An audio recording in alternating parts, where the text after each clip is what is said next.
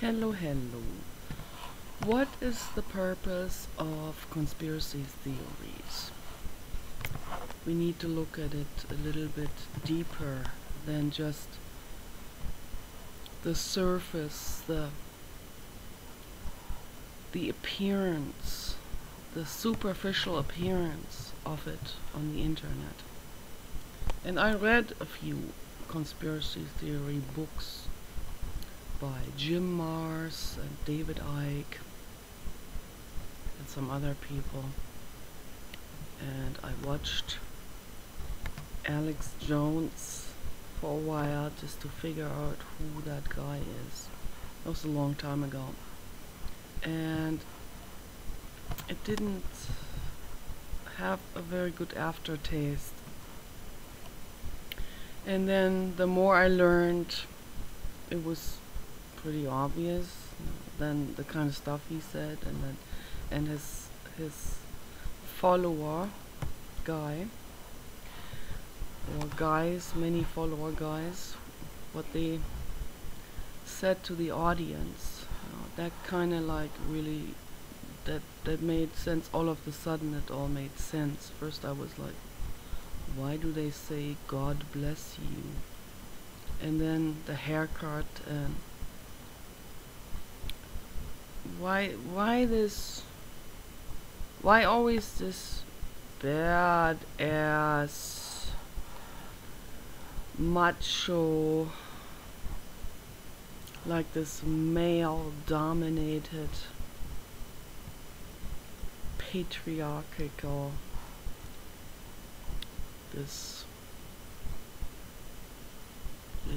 me, this, yeah, it has all of this, it has that taste.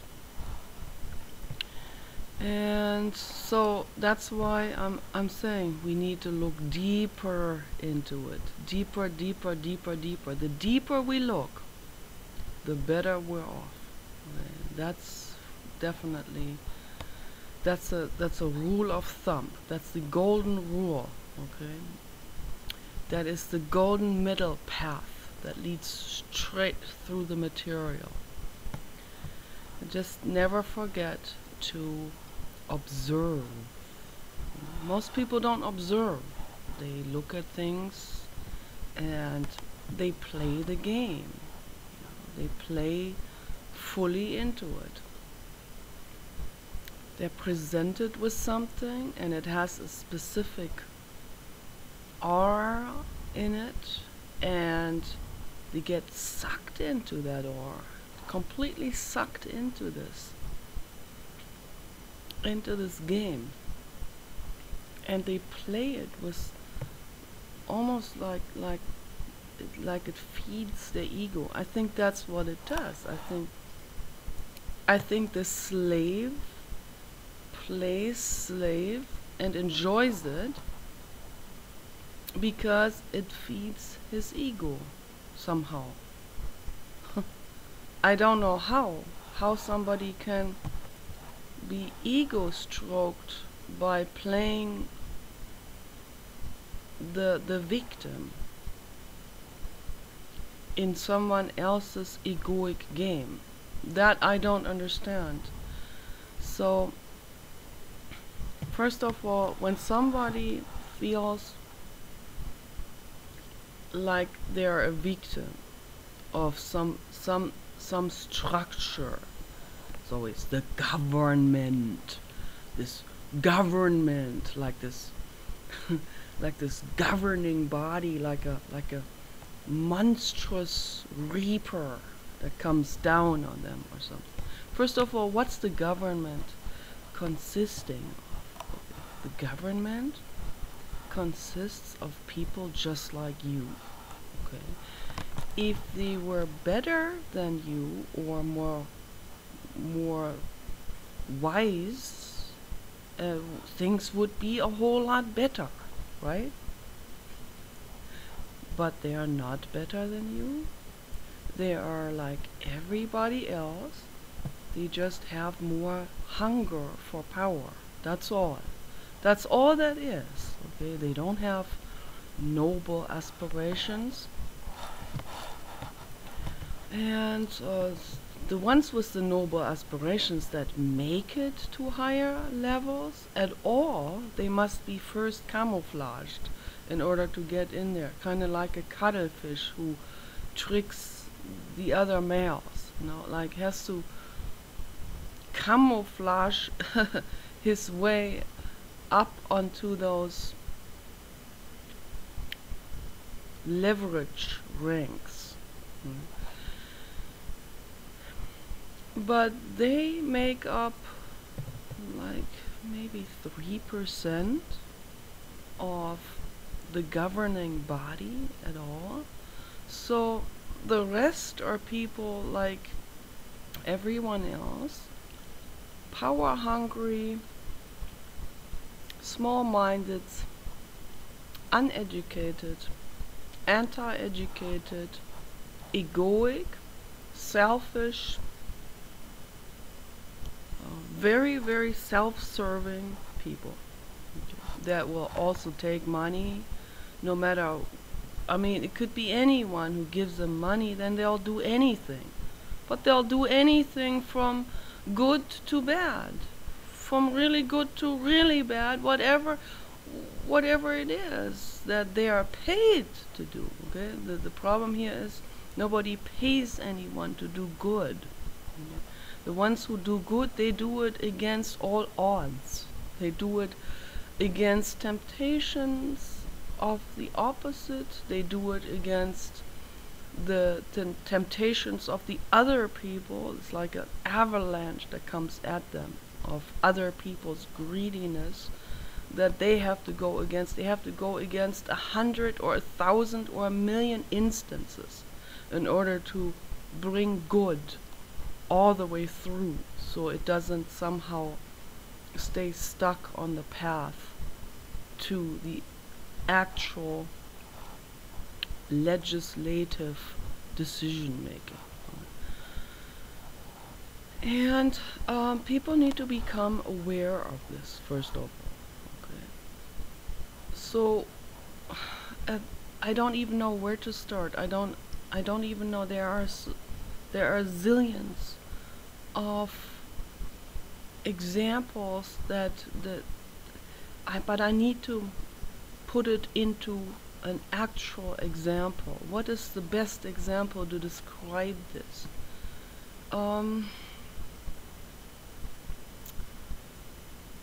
Very difficult for me. What example do I take without offending anybody? That's also always the thing. It's like I have to always be careful to offend people, because the ego is so predominating among humans, among all humans, whether it's a blue-collar worker in a factory, the total slave to the corporate industry, or it's a CEO or politician or activist or whatever. I have to be very careful how I tread with these videos. I had to remove some of them. I don't always like myself the way I present myself. I have to be very careful how I talk, and I want to be kind. I want to be giving and loving. I don't want to give out the impression that I hate. I hate some people, but I don't want to hate them. I'd rather not hate them. But then again, I have to understand myself that whoever I hate, they are just stuck in their own thought loops and in their patterns and in their own history and stories, etc. Everyone is the product of his genetical disposition, history, environment, nurturing or non-nurturing. And this is where what I have been trying to say in my videos. When people are not nurtured enough, when they have not been given genuine love, then they will try to find it later on in the wrong places, always in the wrong places. They will think that the genuine love will be hidden in wealth accumulation and power over others. So, and then have greedy women pee themselves onto them, and they think that's love somehow, you know. So, but deep down, everybody wants real, gentle love. Everybody wants to be touched and really love. True love is touch, not sexual. Touch, touch. Gentle touch. This feeling that arises out of this gentle touch with a gentle intention. It has to have a gentle intention. It has to have the intention, I want to give you something. I can't demonstrate it on anyone else right now because Kenny is in my other room. Paul is going to the dentist. So, but that's what I do with Paul sometimes. I do this here. I pet Kenny. We pet Kenny all the time. Kenny is our petting zoo, as Rita always said. So he gets all of our love. He's our teacher. And we also need to give each other love like this. We need to pet each other's cheeks. And now people will find this really silly, probably, what I'm saying. But this is this is really the essence of existence. If we don't give each other this gentle kindness, or if it's just a smile, or if it's a good intention, you know, the good intention, sometimes words on the internet can be like a gentle stroking. Yeah? To say sometimes thank you for educating me on this, you know. This good intention, or this the letting go of the ego, letting go and saying, well, she or he, they understand this better than I do, and I'm grateful that I ran into them so that they could inform me about it, instead of the ego taking over and putting the armor around you and saying, ha, they're just full of shit or something. You know, they don't know anything, or, you know, what they always like to say, the scientists don't know anything. That's what I always hear. The scientists know a whole lot more than the lay people, because they are dealing with this all the time. If you studied, if you went to school, if you read a lot of books, if you dealt with it, you would also know more. Okay? Just like the scientists. If you're jealous of a scientist, become a scientist. Then you don't need to be jealous anymore. You know, that's just the basic principle of it. If you think that people who live a healthier lifestyle are somehow dominating over you because they got more shit together, then get your shit together. Get your health together. Be determined. Then you don't need to have the feeling like they're walking on you like a rug. Just get your shit together.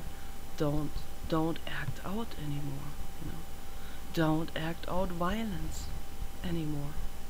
If you're jealous of those who are not violent, accusing them of being somehow playing God or something. I heard it all.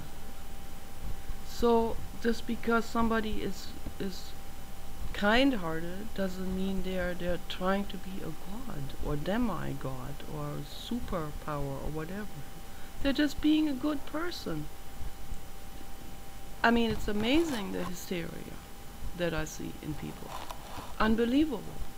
Just because somebody is being good, that they're automatically accused of being grandiose or playing a god or being wanting to be the dictator or Hitler. I've heard it all. All. Satan. Yeah. Just because I'm good, I'm I'm equated with terrible things by other people. Why is that? Yeah. So we need to find out. We need to dive right into it. Some people, they say it so dramatically on the internet how they feel, because they know that they don't have a face there. They show something else. They show a completely different names like, sometimes people are very, they want to be hostile to other people, like, so they have a username like the fucking turd or some fuck shit or dipshit or something, because they want to be rude to other people. But what it really says is it says like, I am a dipshit. You know, that's what it says. And or if somebody has something, they want to be as offensive as possible, so they have a offensive picture that just a picture that is just very nasty, of something nasty, you know, like dirty things or whatever.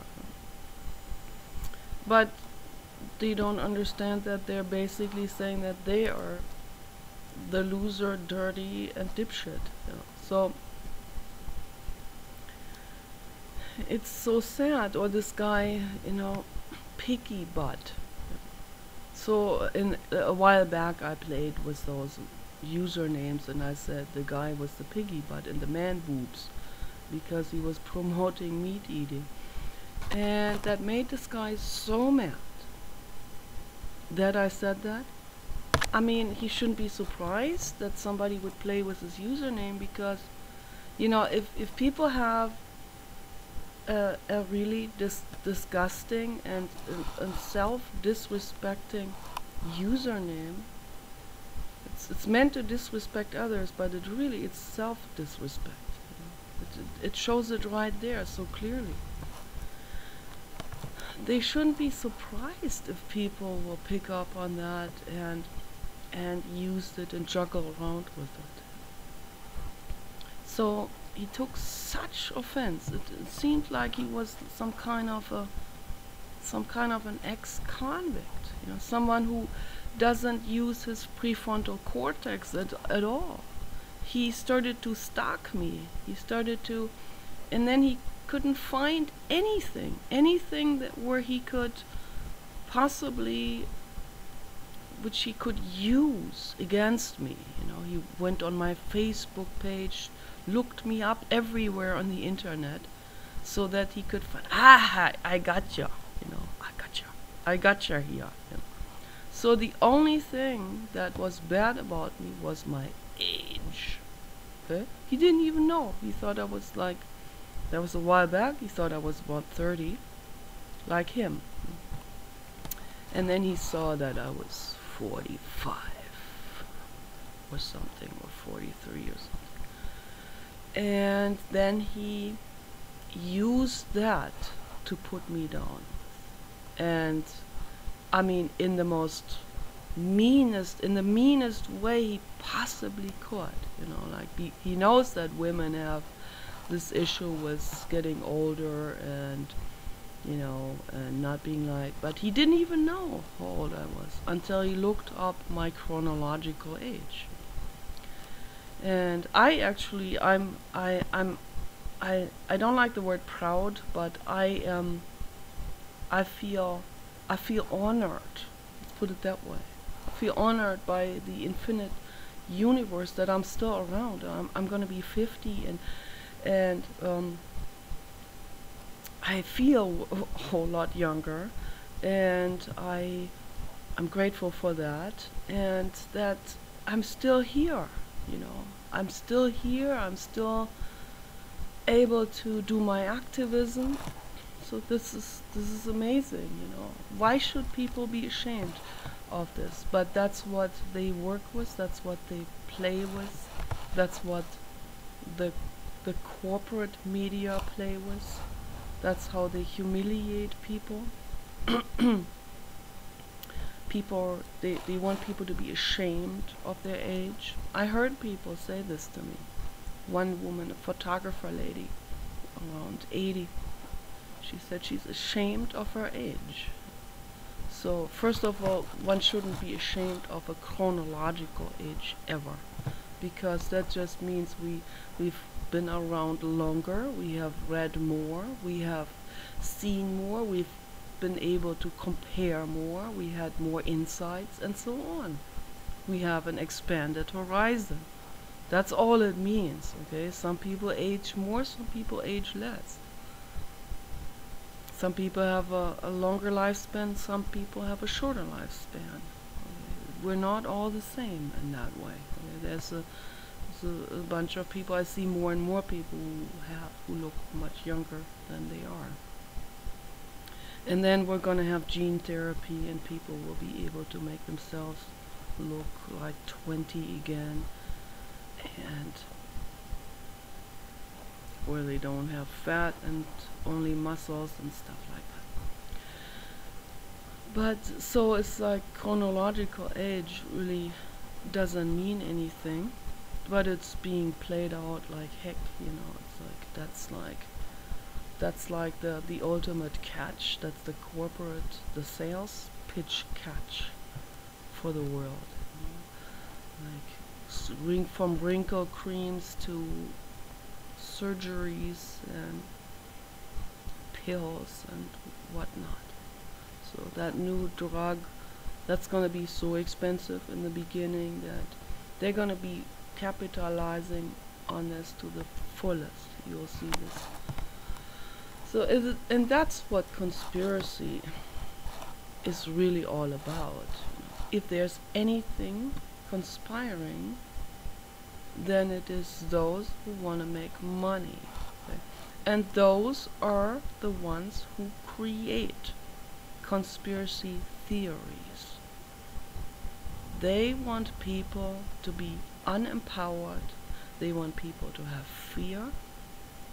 They create these conspiracy theories so that the masses think that there's this power structure of people that are untouchable, that are like demigods, that are so powerful that nobody can do anything about it. That's what they want the public to think. But I tell you this, you have power.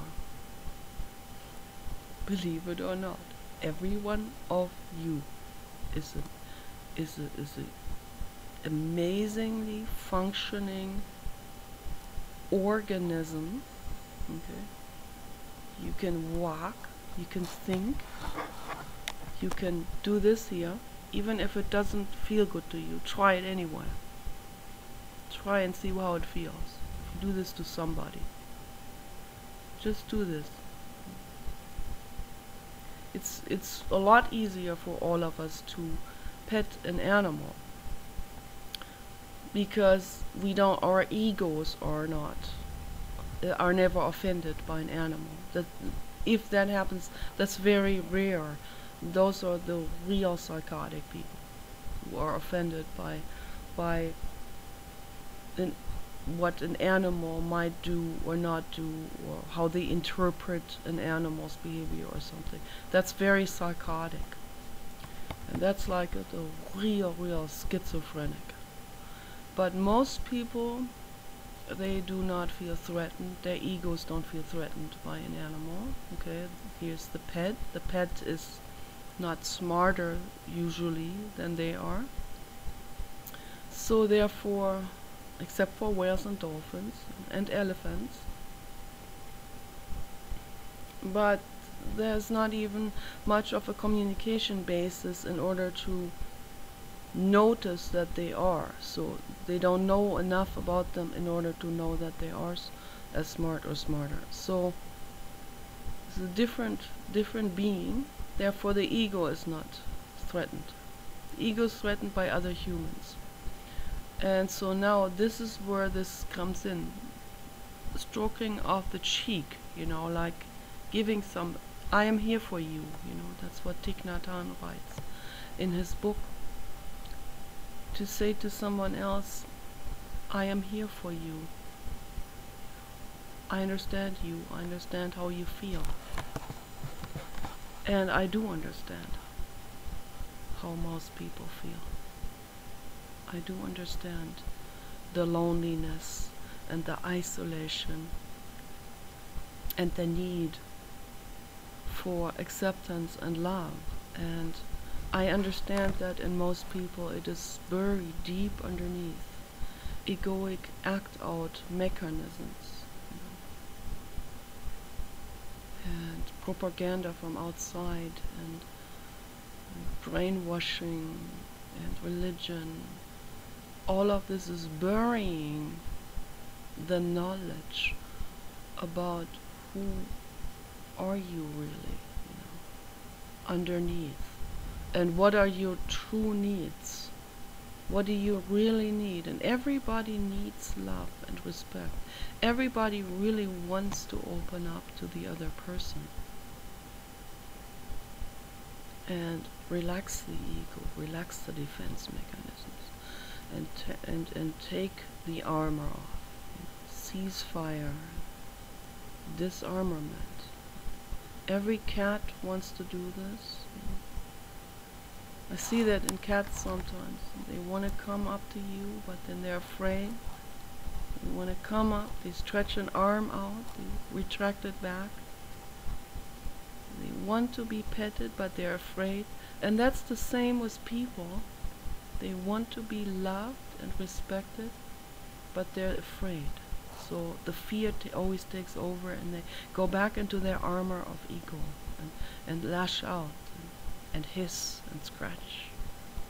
So we need to break that cycle. Dissolve, I don't like the word break. Dissolve the cycle and make that leap, okay? Take your paw, cat paw, without the claws. Put the claws in and do this here to someone else and say, I am here for you.